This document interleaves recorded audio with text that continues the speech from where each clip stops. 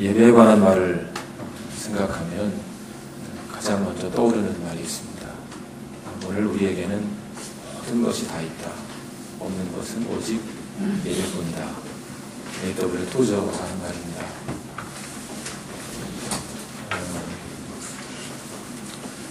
그 시대 미국 사회에 해당되는 말은 아닌 것 같습니다.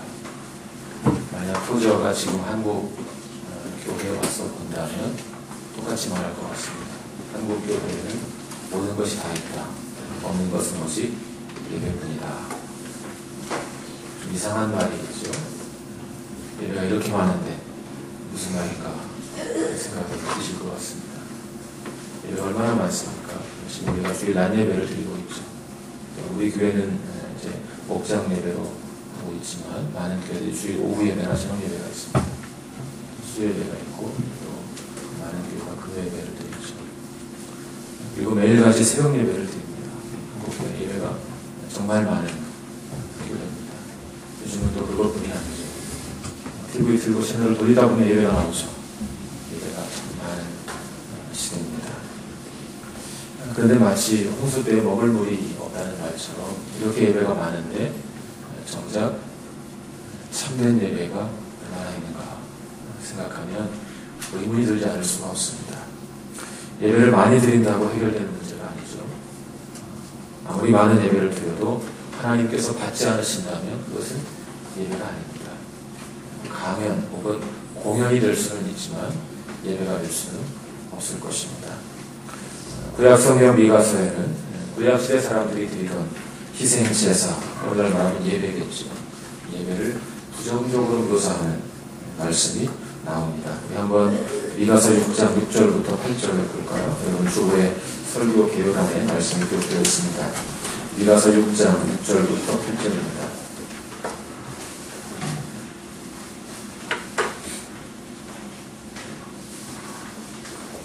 같이 읽어보죠. 시작.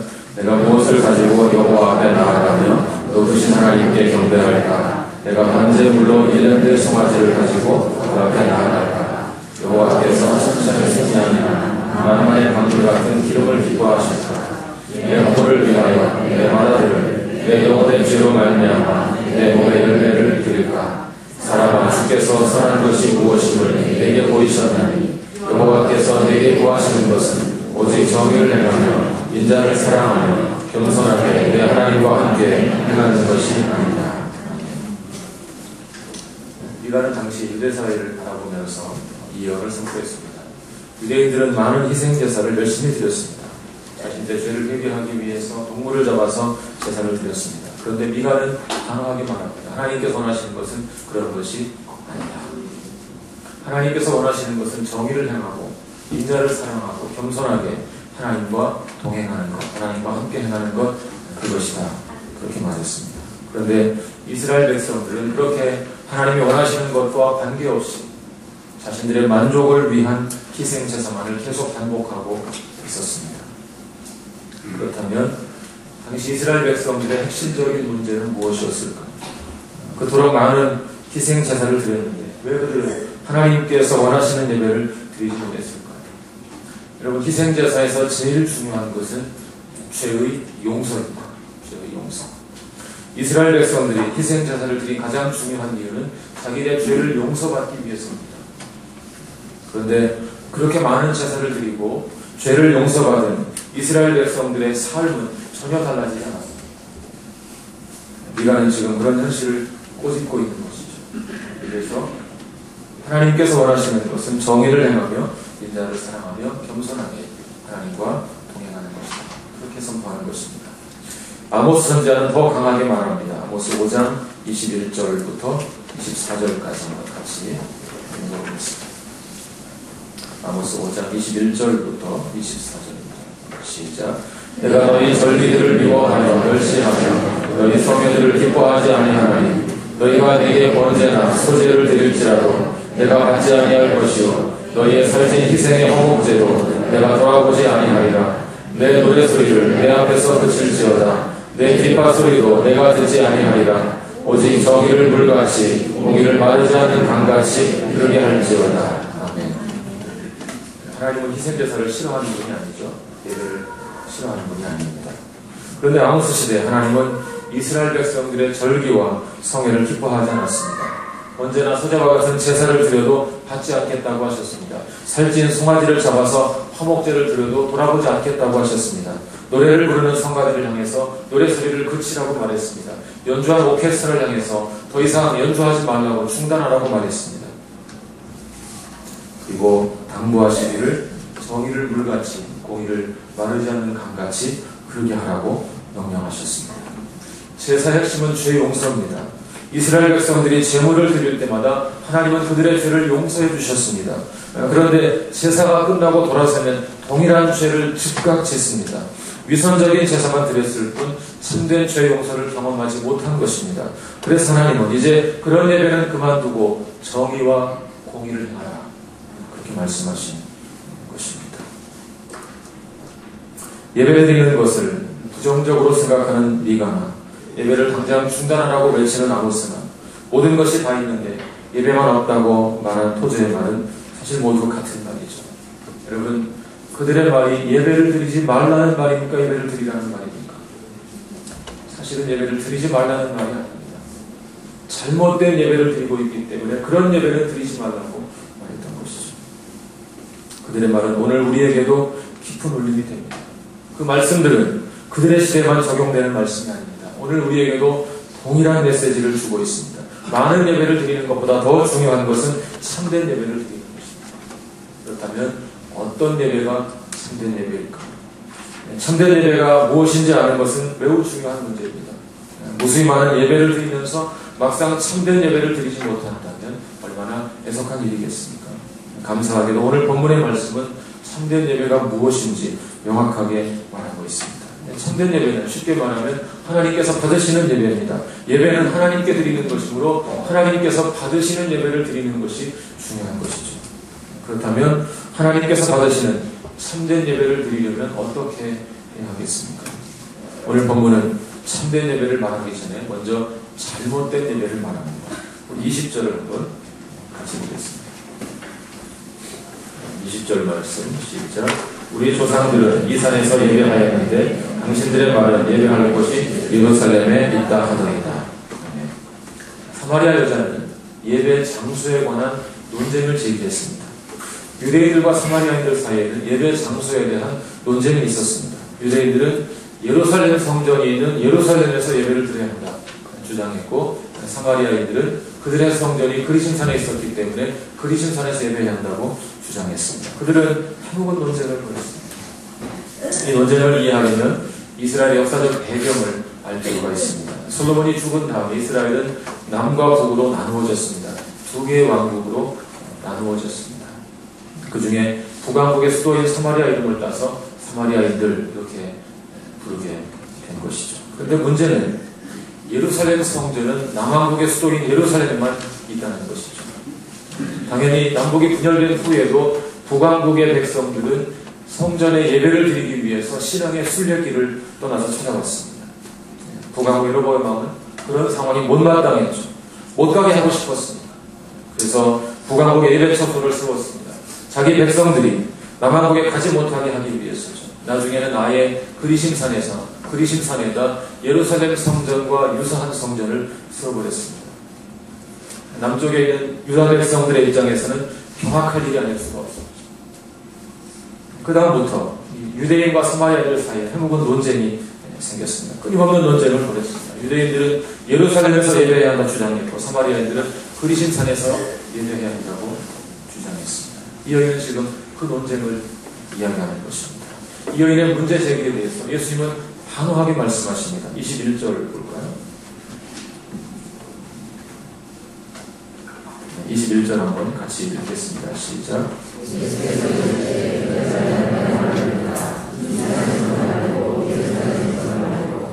아버지께 예배할 때가 이르리라. 아멘. 예수님은 이 산도 아니고 예루살렘도 아니라고 말씀하셨습니다. 유대인들의 주장도 틀렸고 사마리아 주장도 틀렸다는 이야기죠. 비록 예수님도 유대인이었지만 그렇다고 유대인들의 주장에 동조하지 않습니다. 또 그렇다고 사마리아인들 주장에 동조하는 것도 아닙니다. 왜 예수님은 둘 다 잘못되었다고 말할까? 한마디로 말하면 그런 식으로 장소를 중요하게 생각하는 태도 자체가 틀렸다는 것입니다. 예수님 당시 사람들은 장소를 중요하게 생각했습니다. 그러나 예수님께서 보실 때 그런 것은 중요한 것이 아니었습니다. 지금 우리가 생각할 때는 이런 논쟁 자체가 이상하게 보일지 모르지만 당시 사람들의 입장에서는 매우 중요한 문제였습니다. 그러나 아무리 그들이 중요하게 생각했다고 해도 그런 문제는 비본질적인 문제입니다. 교회 역사를 보면 아주 특이한 일들이 간혹 있습니다. 어느 교회에서 성전의 휘장, 보통 예전에는 성전 뒤에다가 휘장을 치지 않습니다. 그 휘장을 가지고 논쟁을 하는 것입니다. 전통적인 휘장의 색깔은 붉은색이죠. 좀 진한 붉은색. 나름대로 이유가 있습니다. 그것은 그리스도의 보배로운 피를 상징한다고 생각한 것이죠. 그런데 또 어떤 사람들이 볼 때 너무 칙칙한 것입니다. 막 붉은 진한 색이 예배당 앞에 쫙 있으니까 좀 보기 쉬운 거죠. 시대가 바뀌었는데 좀 밝은 색으로 하자. 좀 보기 좋은 색으로 하자. 논쟁이 붙는 것입니다. 무슨 소리야? 그리스도의 보혈을 상징하는 붉은색이어야 돼. 언제까지 그 칙칙한 색을 고집할 거야? 그리고 막 갈등을 벌이다가 우리가 분열됩니다. 속으로는 웃음이 나오지 않습니까? 이런 얘기를 그런 거 가지고 심지어 카페 색깔을 가지고 다툼이 벌어지는 것이죠. 어느 교인이 예배당 카페 전체를 혼물에서 싹 깔았습니다. 한참 세월이 흐르고 새로운 교인이 오더니 자기가 혼물에서 바꾸겠다는 겁니다. 내가 혼물에서 바꾼 거 없앴다라는 말을 좀 협박을 하죠. 이러면서 막 갈등이 생깁니다. 내 눈에 흙이 들어갈 때까지 못 바꿔. 흙 들어가면 어쩌려고. 그런 식으로 갈등이 생깁니다. 강대상을 바꾸다가 갈등이 생깁니다. 오늘 장로님이 큰맘 먹고 길 가는 중에 헌물에서 강대상 바꿨는데 강대상이 너무 높은 것입니다. 키 작은 목사님 오셨는데 너무 불편해서 바꿔야겠다고 말했더니 장로님이 시험에 드는 거죠. 그런 식으로 지금 우리가 생각할 때는 말도 안 되는 것 같은데 실제로 그런 일이 많이 있습니다. 성가대 가운 가지고 다투. 왜 그런 일이 발생할까요? 예배하는 본질보다 예배당 장식이나 주변적인 것, 비본질적인 것에 마음을 빼앗겼기 때문이죠. 여러분, 우리가 지금 묻지만 사실 우리도 얼마든지 그럴 수 있습니다. 어떤 사람들은 예배 시간에 피아노 같은 고전적인 악기만 써야 한다고 생각합니다. 또 다른 사람들은 현대적인 악기를 쓸 수 있다고 생각합니다. 조용하고 차분한 예배를 선호하는 사람들이 있고 활기차고 열정적인 예배를 선호하는 사람들이 있습니다. 그런 것은 본질적인 문제가 아니죠. 우리의 정서와 관련된 문제입니다. 제가 유학했던 도시가 미국 뉴올리언스입니다. 딱 떠오르는 게 뭡니까? 재즈죠. 초기에 제가 목사인 줄 모르는 분들한테 이렇게 이야기를 하면 유학 가서 재즈를 공부하고 왔냐고 이렇게 물어보는 분들이 가끔 있었어요. 뉴올리언스 재즈를 유명하게 생각하는데 흑인들이 많습니다. 흑인이 더 많습니다. 특이한 일이죠. 미국 전체에서는 흑인이 한 13%밖에 안 되는데 더 많으니까 굉장히 특이한 일이죠. 그래서 동네 마트에 가면 어느 날은 정말 저희 부부만 제외하고 다 흑인입니다. 그럴 때도 있습니다. 그래서 흑인 교회가 많이 발달해 있습니다.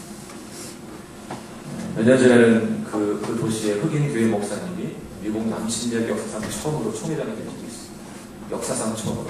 남신역이면 또 백인들 위주의 교회인데 또 거기서 흑인들이 많았습니다. 이번엔 일부러 좀 방문하고 싶어 흑인 교회를 방문한 적이 있었어요. 주일 아침 일찍 갔습니다. 굉장히 큰 교회였습니다. 이른 새벽 7시까지 이른 시간에 갔는데 큰 예배당에 꽉 차서 1,000몇백 명이 되는 사람들이 이렇게 모여 있었습니다. 예배를 드리는 내내 저는 이 낯설음과 어색함을 견딜 수가 없었습니다. 찬송을 하는데 계속 서서 춤을 추며 부르는 것입니다. 30분에서 1시간 가까이 춤을 추면서 모두가 찬송을 부르는데 그 사람들의 춤은 너무 자연스럽고 멋있습니다. 제가 흉내를 내면 너무 어색합니다. 찬송 시간이 끝나고 설교 시간이 돼서 이제 좀 앉아서 듣겠거니 했는데 이 설교 시간에도 교인들이 가만히 있지 않았습니다. 청중들이 계속 뭐라고 말을 합니다. 목사님 말씀하시면 에이멘, 할렐루야 박수치고 소리지르고 뭐라고 계속 중얼중얼 말을 합니다. 설교에 대해서 반응하는 거. 그냥 아멘만 하는 정도가 아니고 거의 자기들도 설교하는 거. 근데요, 처음에 낯설고 어색했는데 그 후에 이제 학교 채플에서 예배를 드리면 흑인 학생들이 있죠. 그들이 그 찬송할 때 자연스럽게 춤을 추는 모습이 그렇게 아름다울 수가 없습니다. 정말 아름다워요. 온몸으로 찬송하는 모습이 정말 귀합니다. 만약 그런 분들을 모셔다 놓고 예배 시간에는 정숙하게 경건하게 예배드리자 그럼 어떻게 되겠습니까? 그들은 답답해 죽을 지는 겁니다. 반대도 있죠. 왜 가만히 있어 춤을 춰야지 요구한다고 생각해 보십시오. 만약 우리 교회가 그런 교회로 바뀐다고 생각해 교회 옮기려고 하지 않겠습니까? 여러분, 그런 문제는 그냥 정서의 문제입니다. 정서. 내 정서, 내 성향의 문제죠. 어떤 사람은 차분한 것을 좋아하고 어떤 사람은 열정적인 것을 좋아합니다. 그런 것은 본질적인 것이 아니죠. 논쟁할 필요가 없습니다. 그냥 이해해주면 되는 것입니다. 피아노 같은 좀 이런 악기만 사용하는 것이 좋을 수도 있고 여러 악기를 사용하는 것이 좋을 수 있습니다. 차분히 예배할 수 있고 열정적으로 예배할 수 있습니다. 그냥 자신의 정서에 맞게 예배하면 되죠. 강요할 필요도 없고 억지로 요구할 필요도 없습니다. 예배 장소로 논쟁을 벌이던 사람들에게 예수님은 단호하게 말씀하셨습니다. 이 산에서도 말고 예루살렘에서도 말고 너희 아버지께 예배할 때가 올 것이다. 예배에서 가장 중요한 것은 예배 장소가 아니죠. 예배 장소, 예배당의 장식 이런 것은 다 비본질적인 것이죠. 예배에서 제일 중요한 게 뭐겠습니까? 예배에서 제일 중요한 건 뭘까요? 예배드리는 대상. 누구를 예배할 것인가? 어디에서 예배할 것인가? 이건 중요한 게 아니죠. 또 심지어는 어떻게 예배할 것인가? 그것도 아주 중요한 건 아닙니다. 그보다 더 중요한 것. 어떻게가 중요하지만 그보다 더 중요한 것이 있는데 누구를 예배할 것인가? 예배의 대상. 오늘 본문에서 예수님은 두 번이나 반복해서 누구에게 예배하라고 했습니까? 아버지께 예배하라고 했습니다. 아버지께. 사랑하는 여러분, 우리는 아버지께 예배할 줄로 믿습니다. 우리가 예배하는 대상은 우리 아버지십니다. 우리는 알지 못하는 신을 예배하는 자들이 아닙니다. 우리는 우리를 진실로 사랑하시는 우리의 아버지께 예배하는 자들입니다. 하나님을 예배하면서 그분이 어떤 분인지 알지 못한다면 그 예배는 참된 예배가 될 수 없을 것입니다. 22절 볼까요? 22절에서 예수님은 사마리아 여인에게 말씀하십니다. 우리 한번 같이 읽어보겠습니다. 시작. 너희는 알지 못하는 것을 예배하고 우리는 아는 것을 예배하노니 이는 구원이 유대인에게서 나옵니다. 아멘. 자, 여기서 너희는 누구를 가리키겠습니까? 사마리아 여인들을 가리키겠죠. 예수님은 사마리아 여인을 향해서 너희들은 알지 못하는 것을 예배한다 했습니다.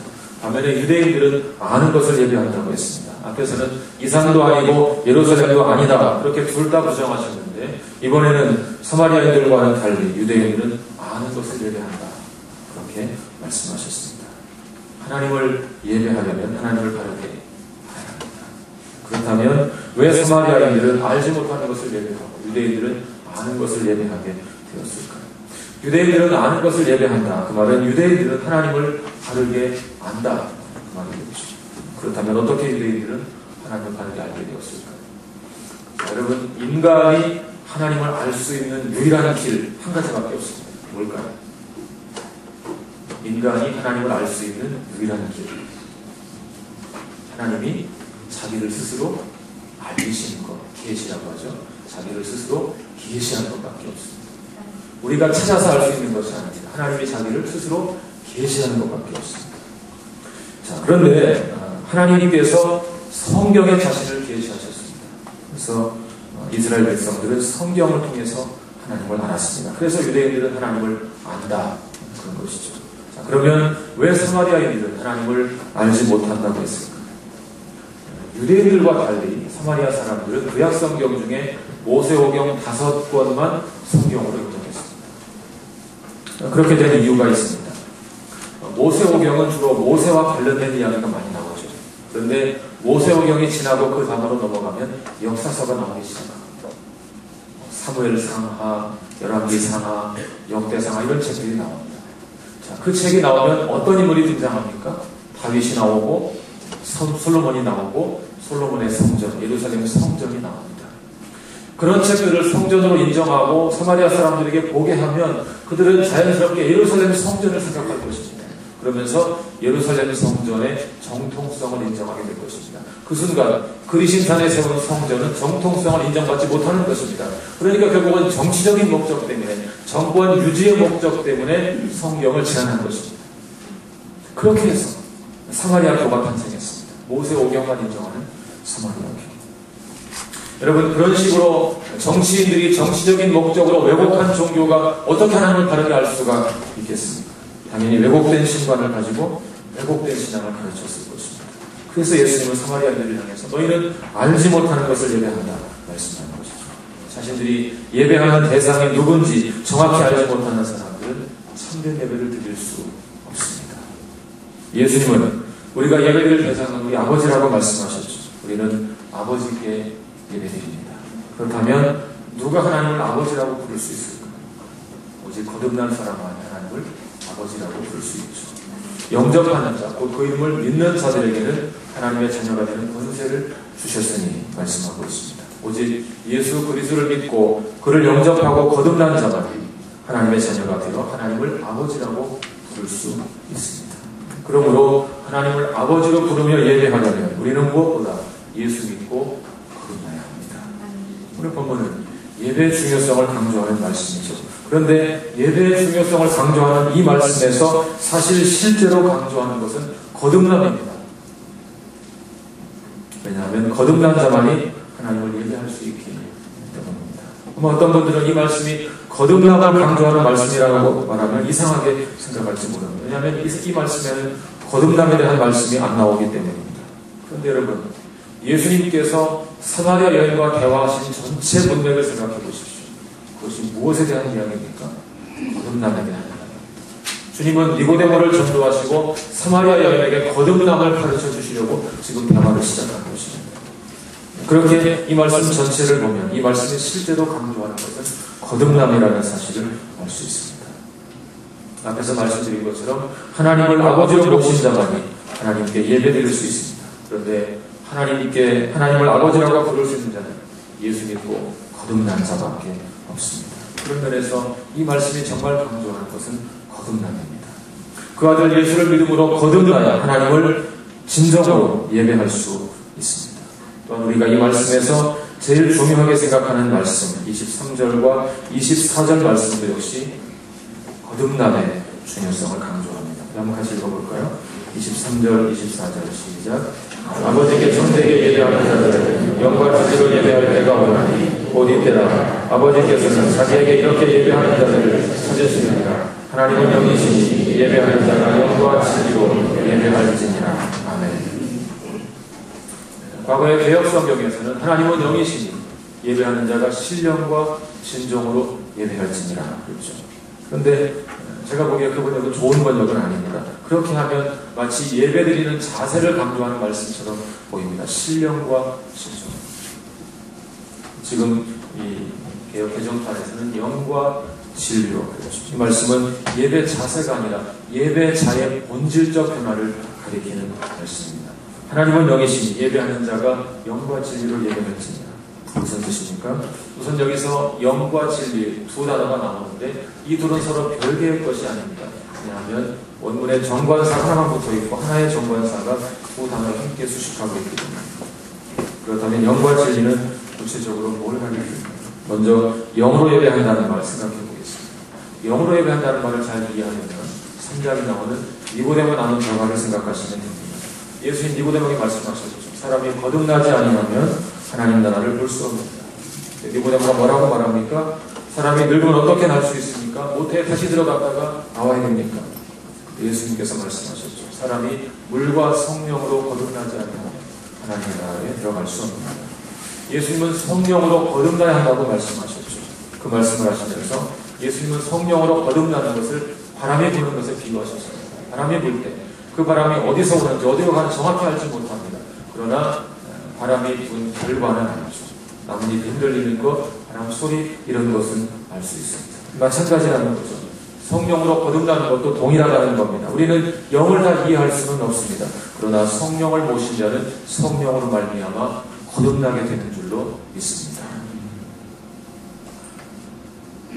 그러므로 이 말씀에서 영으로 예배하라는 말은 결국 성령으로 거듭난 자가 되어서 하나님을 예배하라는 말입니다. 그렇다면 진리로 예배하라는 말은 무슨 뜻일까? 어떻게 생각하면 진리로 예배하라는 말은 불필요한 말처럼 보입니다. 하나님은 영이시니 예배하는 자가 영으로 예배하는 자다. 그러면 아주 깔끔하게 끝날 것 같습니다. 그런데 본문은 그렇게 말하지 않고 예배하는 자가 영과 진리로 예배할지니라 그랬습니다. 왜 영의 진리를 덧붙였을까요? 영의 진리를 덧붙인 이유는 그 의미를 좀 더 분명하게 하기 위해서입니다. 요한복음은 진리가 무엇인지를 명확하게 말합니다. 우리는 어떤 진리 그러면 어떤 추상적인 것을 생각합니다. 어느 철학자가 말한지, 어느 도덕가가 말한지, 어느 종교인이 말한지 이런 것을 생각합니다. 그런데 성경은 그렇게 말하지 않습니다. 특별히 요한복음은 진리가 무엇인지를 아주 명확하게 말합니다. 내가 곧 길이요 진리요 생명이다. 예수님은 내가 곧 진리라고 말씀하셨습니다. 어떤 철학적인 진리가 아니고 예수님이 진리이십니다. 그렇다면 예수님이 진리라는 말씀에 비추어 볼 때 진리로 예배하라는 것이 무슨 말입니까? 인간은 타락한 존재이기 때문에 진리를 알 수 있는 능력이 없습니다.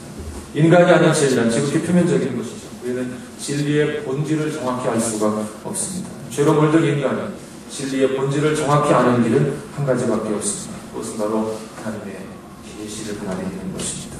하나님의 계시를 통할 때 비로소 인간은 진리를 알 수 있습니다. 하나님은 구약시대 선지자들을 통해서 여러 번과 여러 모양으로 계시해 주셨습니다. 그러다가 마지막 날 아들을 통해서 온전하게 자기를 계시하셨습니다. 말씀이 육신되어 우리 가운데 거하시되 우리가 그 영광을 보니 아버지의 독생자의 영광, 은혜와 진리가 충만합니다. 예수님은 육신을 입으신 하나님이십니다. 하나님께서는 예수님 안에 자신을 완전하게 계시하셨습니다. 예수님 안에는 아버지의 충만함, 아버지의 독생자의 영광이 충만합니다. 한마디로 은혜와 진리가 충만합니다. 그러므로 오직 예수님만이 진리이십니다. 하나님의 완전한 계시로 이 땅에 오신 예수님만이 완전한 진리입니다. 그러므로 그 예수님을 믿고 거듭난 자만이 하나님을 진리로 예배할 수 있습니다. 이제 우리는 왜 영으로 예배하라고 말하지 않고 영과 진리로 예배하라고 했는지 이해할 수 있습니다. 그 이유는 거듭난 자만이 하나님을 예배할 수 있다는 사실을 더 분명히 하기 위해서입니다. 하나님은 영입니다. 그러므로 우리는 영으로 예배해야 합니다. 오직 성령으로 거듭난 자만이 하나님을 예배할 수 있습니다. 또한 우리는 진리로 예배해야 합니다. 오직 참된 진리이신 예수님을 믿고 거듭난 자만이 하나님을 예배할 수 있습니다. 그러므로 하나님이 찾으시는 예배자가 되면 거듭나야 합니다. 진리이신 예수님을 믿고 성령으로 거듭나야 합니다. 오직 성령으로 거듭난 자만이 참된 예배자가 될 수 있습니다. 예수 믿고 거듭난 사람들은 심령 깊은 곳에 뜨거운 감격이 있습니다. 하나님을 거듭난 사람들은 그 은혜에 보답하고자 하는 간절한 열망을 갖게 됩니다. 그래서 예배하기를 기뻐합니다. 여러분, 죄송하지만 예배하기를 기뻐하지 않는 사람은 거듭난 자가 아닙니다. 어떻게 예배를 기뻐하지 않을 수가 있습니까? 하나님의 이름으로 거듭나서 그 감격을 표현하고 싶고 그 감사한 마음을 고백하고 싶은데 어떻게 예배하기를 기뻐하지 않을 수가 있겠습니까? 그 은혜로 거듭난 자들은 그 은혜 때문에 예배하기를 기뻐합니다. 예배 드릴 때마다 하나님을 보고 감탄합니다. 하나님께 존경을 표현합니다. 그분의 아름다움에 매혹을 합니다. 그러면서 그분을 향해 사랑을 고백합니다. 클레르보의 베르나르도 하나님을 향한 그의 마음을 이렇게 표현했습니다. 찬송가 가사에 나오는 말이죠. 구주를 생각만 해도 눈물이 졌거든. 주 얼굴 배울 때. 여러분, 이분의 이 고백을 마음 깊이 느끼실 수가 있습니다. 구주를 생각만 해도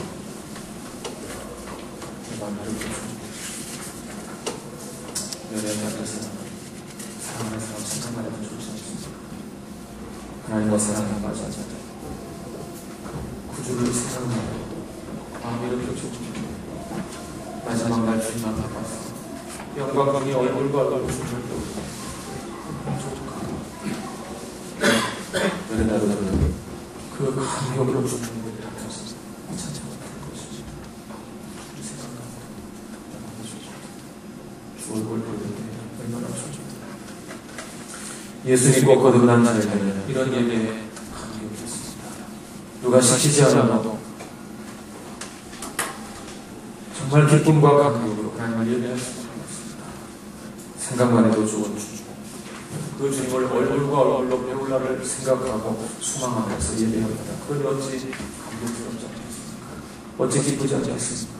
그러므로 예배하는 자는 영과 진리로 예배해야 합니다. 진리이신 예수를 믿고 성령으로 거듭나서 예배해야 합니다. 그런 예배가 진짜 예배입니다. 그런 예배를 드리는 사람들에게는 말로 표현할 수 없는 감격이 있습니다. 하나님과 일평생 동행한 사람이라는 평을 받았던 로렌스 형제는 그의 긴 생애 동안 하나님의 면전에서 행하였습니다. 그가 죽게 되었을 때 그는 특별히 더 이상 다른 것을 할 필요가 없었습니다. 어차피 평소에 항상 예배하는 삶을 살았습니다. 마지막 순간에 어떤 사람이 그에게 물었습니다. 죽음이 다가오는데 무슨 생각을 하고 계십니까? 로렌스 형제가 이렇게 대답했습니다. 지금 나는 내가 앞으로 영원히 하게 될 그 일을 하고 있습니다. 그것은 하나님을 찬양하고 하나님의 영광을 노래하고 하나님을 숭배하고 나의 전심에서 우러나는 사랑을 바치는 나의 형제들이요. 다른 것들은 전혀 생각하지 않고 하나님을 사랑하고 예배하는 일, 우리가 해야 할 유일한 일입니다. 사랑하는 새누리 형제 자매들, 하나님을 사랑하고 사모하는 온 마음을 다해 하나님을 찬송하고 그분을 예배하는 것, 그것이 우리가 해야 할 유일한 일입니다. 기도하겠습니다. 하나님 아버지, 우리 가운데 아직 주님을 모르는 이가 있습니까? 예배당에 오는 사람들 중에 주님을 깊이 만나지 못한 분이 있습니까? 이 시간 성령으로 역사하여 주시옵소서. 성령님 그 신령을 만져주시옵소서. 사람의 능력으로 할 수 없는 주님의 역사로 말미암아 거듭나는 일이 일어나게 하여 주시옵소서. 주님, 우리 가운데 분명한 거듭남의 체험이 있지만 자살하게 감격을 잃어버리고 식어버린 신령으로 사는 이가 있습니까? 오늘 예배를 통해서 다시 한번 첫사랑의 길을 비춰 주시옵소서. 식어진 가슴을 뜨겁게 해주시옵소서. 거듭남의 감격 가운데 주님을 예배하며 인도하여 주시옵소서. 예수 그리스도의 이름으로 기도하옵나이다.